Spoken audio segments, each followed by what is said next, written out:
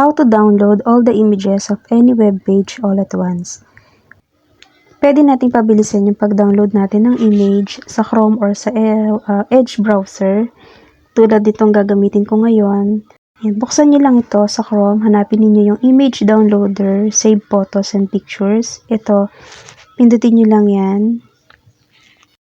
Pag nandito na kayo, add to Chrome nyo lang, add extensions, tapos makikita nyo dyan sa taas yan yung icon.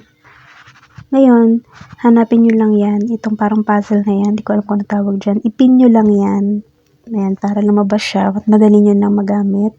Hanap na kayo ng gusto ninyong isave na image, pindutin nyo lang yung arrow na yon, tapos, lalabas yan, nag-i-scan, tapos pili lang kayo dyan kung ano yung gusto ninyong i-download, pwedeng i-select nyo lang kung ano yung gusto ninyong i-download, at mas madali na kasi ito, kumpara dun sa paisa-isa tayo.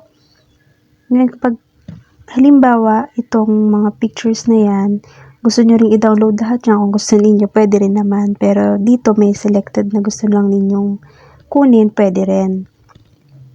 Ngayon dito, pakikita ko muna sa inyo, kapag ito yung lumabas, image downloader, yan yung pinili ninyo, at ito yung lumabas sa inyo, di ba, in-add to Chrome nyo na at nag-add extension kayo. Tapos ito, yung blue arrow na yan yung napili ninyong pag pinindot nyo yan, ito yung lumabas, ibig sabihin lang yan, hindi yan gagana, ibalik nyo lang doon sa kaninang pinakita ko sa inyo. So, ulitin ko para hindi kayo maguluhan, i-remove nyo na lang yan, right click nyo lang, tapos remove nyo yon. Tapos, balik ulit kayo, hanapin nyo lang ulit ito, image downloaders, pictures and photos. Save photos and pictures, so yun. Add to Chrome nyo lang, tapos add extension, tulad ng ginawa ko kanina. Ayan, makikita nyo na siya. Ipin nyo lang siya. Ayan, tuloy natin yung ginagawa ko kanina. Kapag nahanap nyo na yung gusto ninyong image na gusto nyo i-download, pili lang kayo dyan. Kesa kasi paisa-isa tayo, talagang matatagalan tayo. Pero kapag pinindot nyo tong arrow sa taas, ayan, mag-i-scan siya. Tapos ipakikita niya lahat yung pictures na nandyan. Kayo na lang yung bahalang mamili kung ano yung gusto ninyong i-download o ilan. Pag yan yung lumabas sa inyo, hindi yung kaninang pinakita ko, ibig sabihin yan, tama yung napili niyo. So yan, ito na nga, meron dyan size. Nasa inyo na lang kung anong gusto ninyong iset dyan, pati yung sa type, JPEG syempre. Yung layout, URL. So explore nyo lang to guys, pero wala naman ako ibang binago dyan. Yun lang sa format niya. Ngayon dito, may box dyan. Pwede ninyo i-check yan kung nagustuhan ninyo na ito lang yung i-download ninyo o yun lang yung napili ninyo. Makikita nyo naman dyan sa taas kung ilan na yung pictures na gusto ninyong i-download. Ayan, tulad niyan, download one image. Pero, yan, sabi ko nga, pwede nyo i-select all kung gusto nyo lahat. Pero, ayan, pumili lang ako ng gusto kong i-download. Hanggang naka-4 ako dyan. So, napakadali na niyang gamitin kesa pa isa-isa talaga tayo. Mas mapapabilis yung download natin ng photos. Ngayon, pag okay na kayo dyan, pwede nyo nang pindutin yan. Kulay green sa taas na may download. Yung kulay green na yan.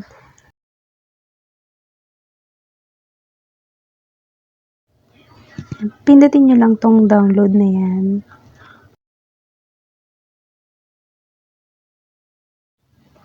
Yan. Pag napindot nyo yan, lalabas yan. Yung arrow na yan, hintayin nyo lang. Tapos, open nyo lang yung folder na yan. Lalabas na kung saan yun siya nilagay or na-download, kung saan siya na-download. So, download folder lang. Yan na yung mga napili ko na nakuha ko na. Ayan, sana nakatulong sa inyo itong pinakita kong tutorial. Kung ito yung hinahanap ninyo para mas mapabilis kayong makapag-download ng mga photos.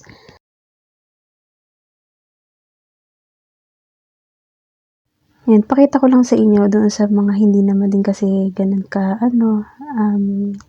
ka-techy. So, ito yung sinasabi ko kanina, kung wala itong sa extension natin, sa Chrome o sa Edge browser, ganito yung pwede nating, di ba, karaniwang ginagawa natin. Pipili tayo ng isang photo na gusto nating i-download or i-save para papunta sa computer natin, di ba?